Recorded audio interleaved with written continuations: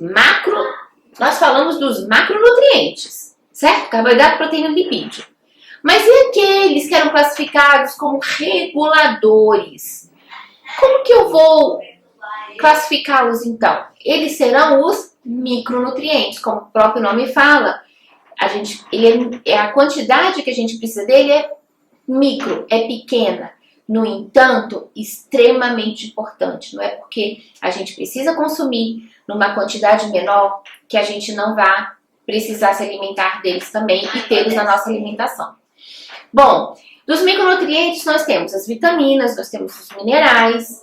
E as vitaminas, quem são? As vitaminas são nutrientes que são indispensáveis para o crescimento e a manutenção da vida. Elas podem ser classificadas em hidrossolúveis e lipossolúveis.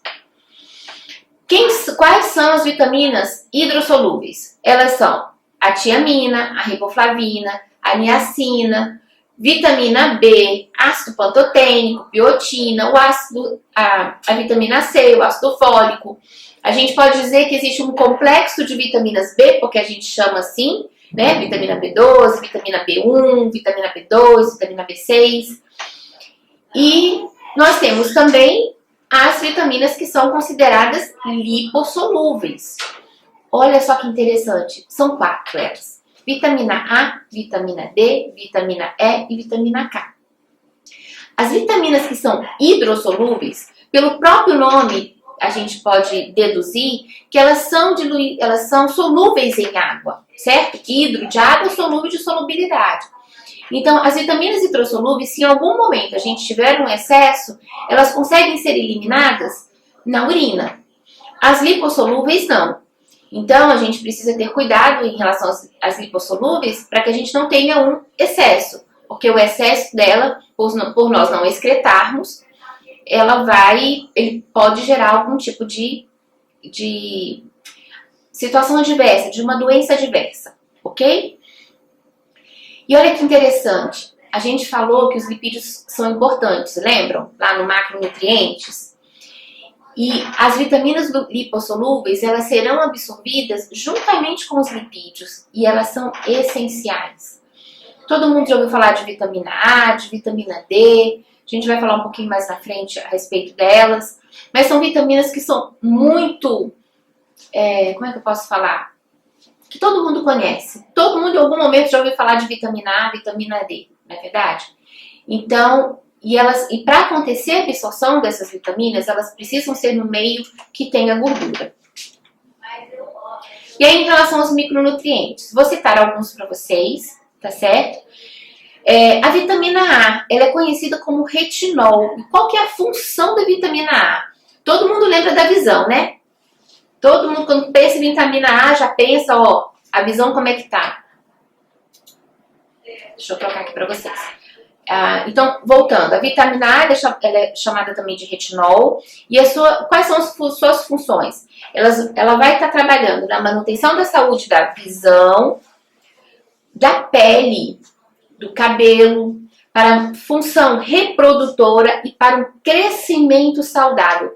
Normalmente, quando a gente fala em crescimento saudável, a gente se refere muito em relação à infância, em relação à criança, tá certo?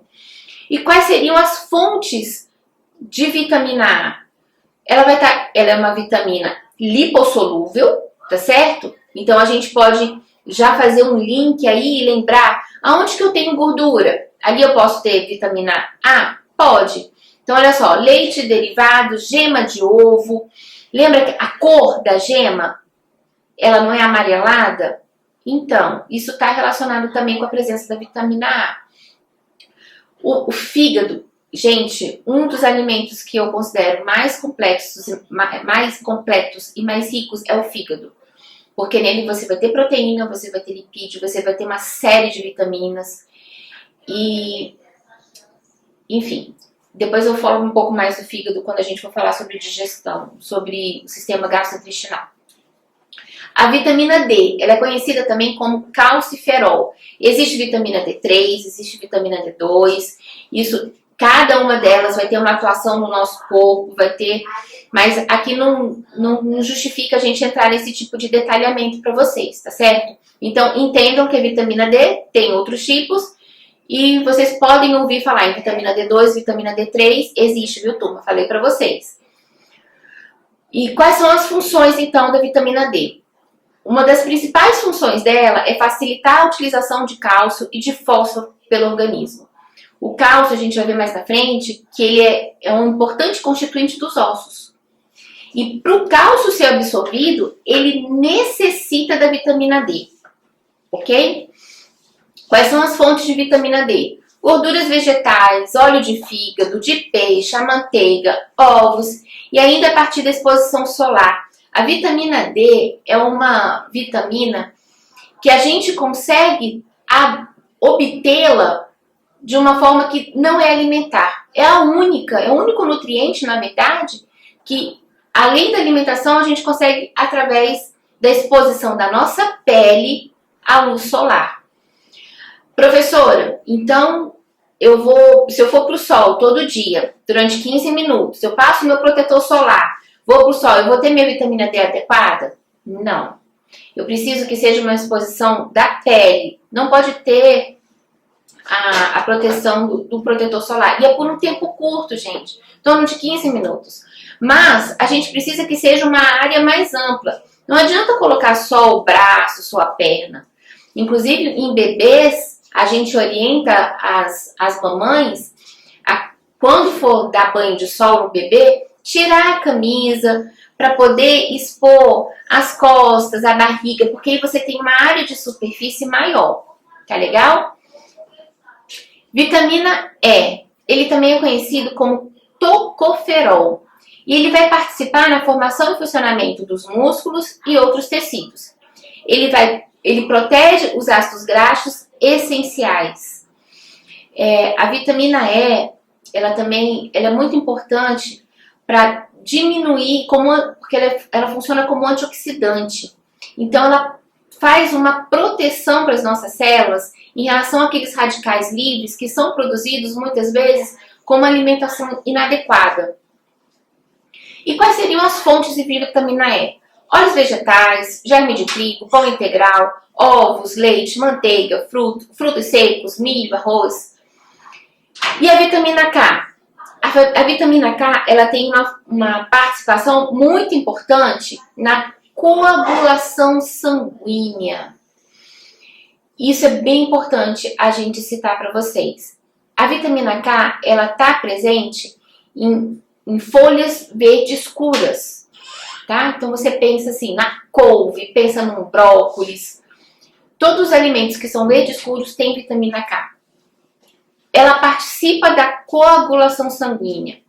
E tem alguns pacientes que muitas vezes eles têm algum tipo de patologia que essa coagulação sanguínea ela está exacerbada. E esse paciente precisa tomar um anticoagulante.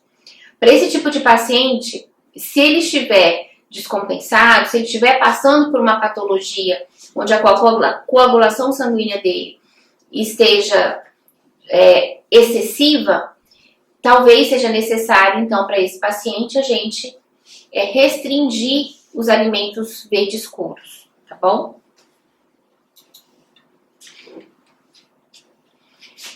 Bom, nós falamos, então, anteriormente, né, aqui, deixa eu voltar, nós falamos das 4 vitaminas que são micronutrientes e são lipossolúveis. Agora nós vamos falar das que são hidrossolúveis.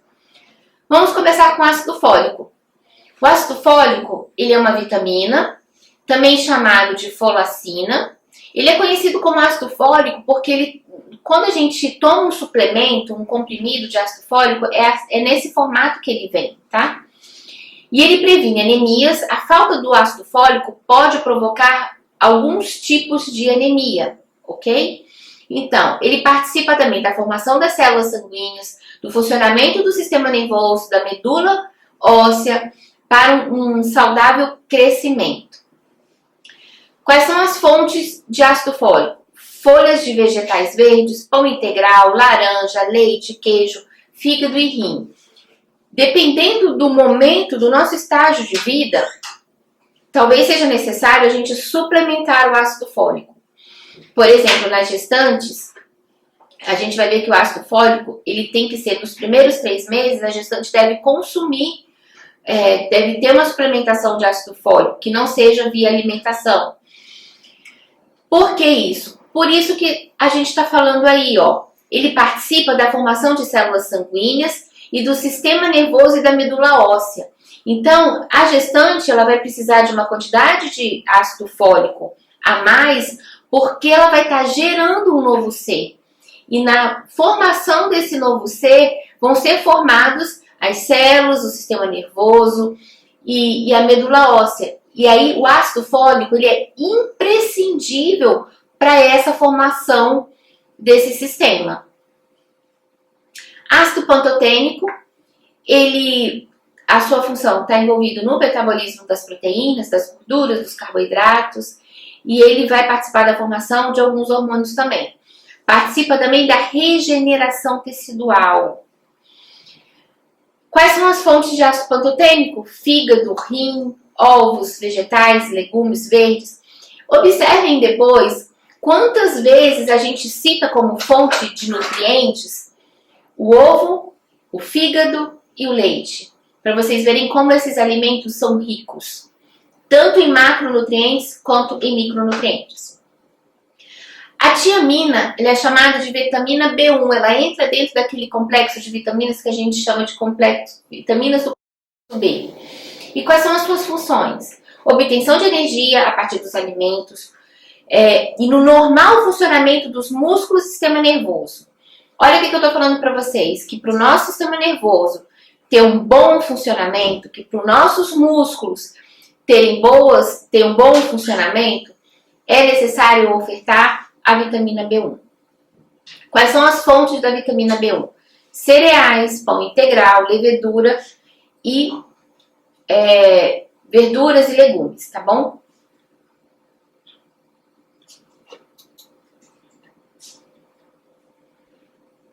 Bom, em relação à vitamina B2, que é conhecida como riboflavina, ela é necessária para uma pele saudável. Ela é também utilizada, ela participa na utilização dos carboidratos, no metabolismo dos carboidratos, das proteínas e das gorduras. Então, vocês lembram que lá no começo, quando eu falei para vocês que quando a gente ingere um alimento que tem um macronutriente, carboidrato, proteína e lipídio, ele vai ser metabolizado, ele vai ser hidrolisado. Para que isso aconteça, para que ele possa gerar uma energia, ele vai precisar de enzimas e de cofatores. E muitas vezes essas vitaminas entram nessa via metabólica. E a vitamina B2, ela é essencial para o crescimento. E já falei com vocês, toda vez que a gente fala crescimento, a gente tem que lembrar das crianças. Vitamina B6. A vitamina B6 ela é conhecida como piridoxina e a sua função vai ser metabolismo de proteínas, participar do metabolismo de proteínas, da participação da formação de glóbulos vermelhos do sangue. Olha que importância. A gente precisa de uma quantidade pequena, mas é tão importante. Funcionamento do sistema nervoso. Vai estar presente, mais uma vez, no fígado, nos ovos, no rim, vegetais verdes, tomate e carne. Vocês podem até estranhar a gente colocar aqui rim, talvez não seja muito da nossa cultura brasileira o consumo de rim, mas em outros países ele é mais consumido, tá? Em um ou outro país ele pode ser mais consumido. A B12, ela é chamada de cianocobalamina. Qual é a função da vitamina B12? Ela vai participar da prevenção do aparecimento de certos tipos de anemia, da formação dos glóbulos vermelhos do sangue, metabolismo dos açúcares. Olha só, a gente já citou aqui pelo menos 2 vitaminas que participam na formação de glóbulos vermelhos. Os glóbulos vermelhos, eles fazem parte do nosso sangue e eles têm papel fundamental, inclusive no carregamento de oxigênio. A gente vai ver mais pra frente. Fontes. Qual é a fonte de vitamina B12? Qual será, turma? Olha só o que eu falei para vocês. Vitamina, fígado, leite derivados, os ovos, novamente, os produtos de origem animal. Biotina. A biotina, ela tem como função o metabolismo dos carboidratos, gorduras e proteínas e na produção de energia. Quais são as fontes de biotina? Gema de ovo, fígado, rim, vegetais frescos, leite, carne e leveduras. Vitamina C. Quem não conhece a vitamina C, né? Vitamina C é tão importante. Ela participa da formação do colágeno. Turma, quando a gente pensa em colágeno, a gente também lembra de cicatrização. Então, se o nosso paciente ou se você teve um corte ou então fez um procedimento cirúrgico e vai ser necessário uma cicatrização, correto? A vitamina C, ela vai participar da formação do colágeno e esse, por sua vez, vai participar do processo de cicatrização. Por isso ela é tão importante, porque quando a gente pensa em colágeno, muitas vezes a gente só pensa na pele, na manutenção da pele, né? De fato. Mas o colágeno, ele também está presente, ele é importante para os processos de cicatrização. Como eu estou falando aqui com futuros técnicos de enfermagem, é importante vocês saberem dessa informação. Bom, a vitamina C, ela também facilita a absorção do ferro alimentar. Muito importante isso, muito. Por quê? Quando a gente come um alimento que é rico em ferro, para a gente poder melhorar essa absorção, o que a gente faz? A gente adiciona algum alimento que seja rico em vitamina C. Então, por exemplo, se a gente tem um paciente que está com anemia, que está desnutrido, e a gente precisa aumentar o aporte de ferro nele, o que a gente faz? Na alimentação dele, lá no prato, quais são os alimentos que tem ferro? Não tem no feijão, na carne? Eu posso colocar umas gotas de limão. O que essa gota de limão vai fazer? Ela vai ofertar uma vitamina C para auxiliar que aquele ferro que está naquele alimento, ele tenha uma melhor absorção. Então, ele facilita a absorção do ferro. Ele é fundamental na integridade dos vasos sanguíneos e ele trabalha também como antioxidante. Sem dúvida nenhuma, a vitamina C é uma vitamina extremamente importante e que a gente pode, ela é fácil de consumir, ela está presente, como a gente vai ver agora, nos alimentos cítricos, na laranja, no limão, na acerola, tomate, morango, kiwi, brócolis, hortaliças e nas folhas verdes. No entanto, pessoal, ela se perde de uma forma muito fácil. Então, por exemplo, se fala assim, vou tomar um copo de suco de laranja para poder ter minha vitamina C. Super legal. Mas se você pegar essa laranja, bater no liquidificador, por exemplo, a vitamina C é volátil, ela vai se perder.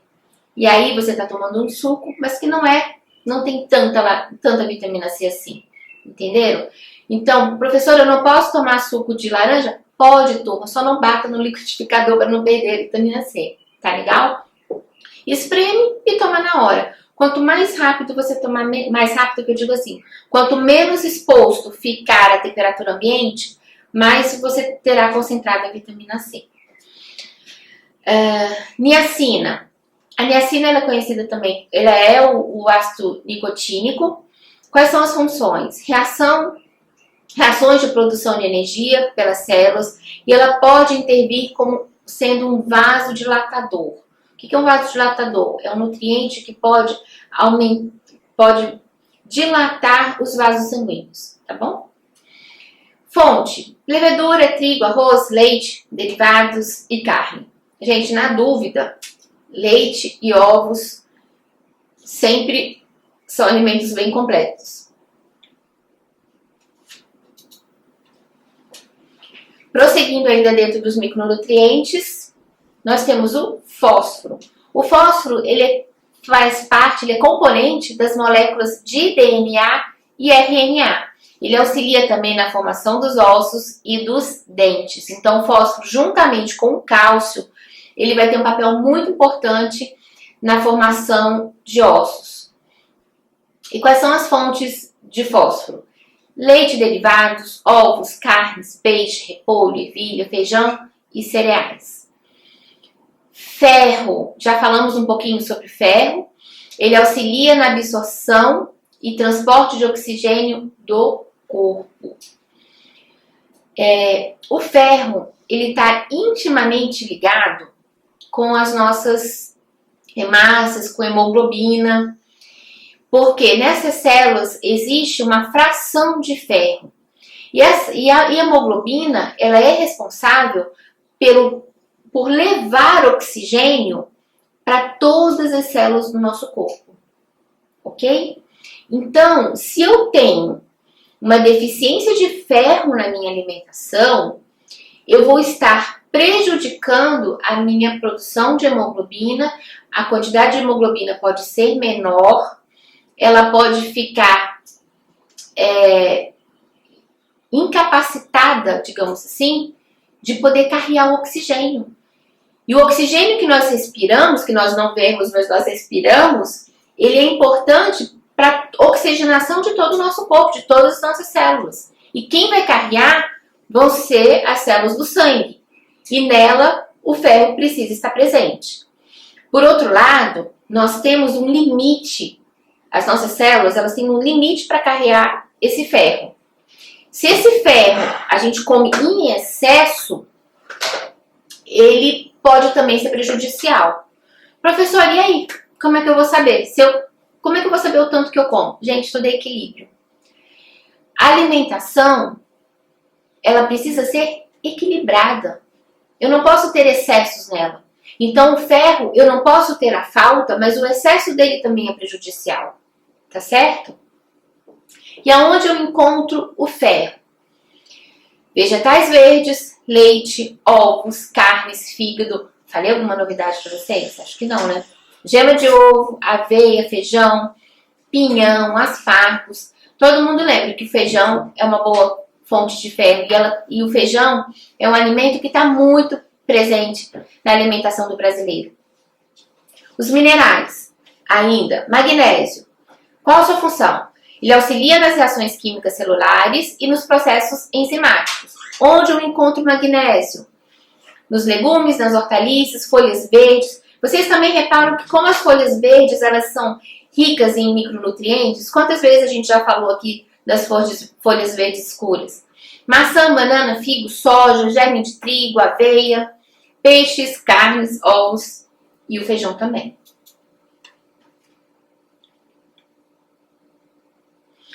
Sódio. Sódio é um nutriente, é um micronutriente que é muito importante. Vocês devem estar pensando assim, professora, mas você diz que tudo é importante. Sim, turma, tudo é importante. Tem alguns que eles brilham um pouco mais, digamos assim, porque ele participa na contração muscular e ele regula o líquido do corpo. Como isso é importante? Se eu tenho um excesso de sódio na minha circulação, a minha tendência é o quê? Reter líquido. E ali ocasionar um edema, um inchaço. Por outro lado, se eu tenho uma falta desse sódio, eu tenho uma desregularização aí, uma desregulação no meu líquido corporal também. E aí eu posso perder água, tá certo? E também o sódio, ele participa de um processo chamado de bomba sódio-potássio. Ele participa na regulação de entradas de nutrientes na célula. Então o sódio, ele brilha porque ele tem uma função realmente muito especial. Mas assim como o ferro, eu não posso ter nenhuma quantidade de sódio que seja a mais em excesso e nem da deficiência. E qual é o nosso principal fonte de sódio? É o sal de cozinha. Sal de cozinha, onde tem o cloreto de sódio, é onde vai ser a nossa principal fonte. Mas a gente precisa tomar muito cuidado com esse sal, porque como eu falei, se a gente tiver uma ingestão muito elevada desse sal, eu posso ter uma retenção hídrica por conta do excesso de sódio. Então, e tem alguns temperos de cozinha que eles são muito ricos em sódios, eles são muito ricos em sal, aqueles temperos complexos, sabe? Aqueles tabletes de caldo de carne, ali tem uma quantidade de sódio muito concentrada, que não é benéfica para a saúde. Mas o sódio ele também está presente em ovos, em carnes, em verduras, ele está presente no leite também. Então, por exemplo, quando a pessoa tem hipertensão arterial, dependendo do grau de hipertensão arterial que a pessoa tem, a gente precisa fazer um controle nesse sódio. Às vezes não é eliminar o sal da comida, mas ter um controle para que só tenha o sal da preparação e não o adicionar o sal. A verdade é que a nossa comida ela deve ser preparada com uma quantidade de sal que seja suficiente para que a gente, na hora que for comer, não precise adicionar sal. O iodo, ele é um componente de alguns hormônios da tireoide, então ele também é muito importante porque se nós não tivermos um iodo numa quantidade suficiente, a gente vai afetar o funcionamento da glândula tireoide e aí a gente pode ter resultados em relação a peso, por exemplo. E quais são as fontes de iodo? Eles são muito presentes em frutos do mar. Então, normalmente, as pessoas que moram em litoral, eles têm um acesso maior a iodo. Pessoas que moram distantes do litoral, como nós, que moramos no centro-oeste, nós precisamos, então, que o nosso sal de cozinha seja iodado, ele seja acrescentado de iodo, para que a gente possa ter essa fonte, então, de iodo na nossa alimentação. Cálcio. A gente já comentou anteriormente que o cálcio é extremamente importante para a formação de ossos. Os nossos ossos, eles têm muito cálcio. Os ossos, eles são uma fonte de cálcio, digamos assim, para a gente. E caso a gente não forneça uma quantidade de cálcio necessária para o nosso organismo vai ter que tirar cálcio de algum lugar. E da onde que ele vai tirar? Dos ossos. Então, ele participa na calcificação e formação de ossos, de dentes, ele participa na coagulação do sangue e na contração muscular também. Quais são as fontes de cálcio? Eu tomo chocolate para quem acertar. Brincadeira. Leite, derivados, ovos, couve, espinafre, verduras verdes escuras, normalmente tem uma quantidade de cálcio interessante. Aquelas pessoas que não se alimentam com fontes de origem animal, elas podem consumir o cálcio, então, de verduras verdes escuras, tá? Porque uma das maiores fontes de cálcio realmente é o leite e derivados. E o potássio? O potássio, ele participa na contração muscular. Quem já não ouviu falar assim, você tá com... falhou agora o nome. O que acontece? Cãibra. Tá com cãibra? Come banana. Por que a gente tem que comer banana quando tem muita cãibra? Porque a banana é um alimento que é rico em potássio. Então, como ela vai participar naquela contração muscular, a gente precisa, então, ofertar essa quantidade adequada. E ele também, o potássio é importante na transmissão dos impulsos nervosos. Lembra que eu falei para vocês de bomba sódio-potássio? Olha só, sódio e potássio. O potássio é extremamente importante para essa regulação dessa função. Fontes, carne, leite, ovos, cereais, banana, né? Que eu já tinha falado com vocês. Feijão, ervilha. Tem algumas patologias que, com pacientes renais, por exemplo, que eles precisam, quando o potássio deles está muito elevado, a gente precisa fazer uma restrição de alguns alimentos que são ricos em potássio. A gente tem algumas formas de diminuir o potássio do alimento? Tem. Por exemplo, o feijão, ele é rico em potássio. Mas para eu poder ofertar o feijão para um paciente, por exemplo, que é renal conservador, que é um renal crônico, eu preciso fazer um processo nesse feijão para que eu diminua esse potássio. O que eu faço? Coloco ele de molho várias vezes, troco a água dele várias vezes para que ele possa e cozinhar mesmo. Você pode até botar mesmo, cozinhar mais de uma vez, trocando a água para que possa ser diminuído o potássio desse alimento. Ou então simplesmente cozinhar uma banana. Se eu cozinhar a banana, eu já diminuo a concentração de potássio também, tá bom?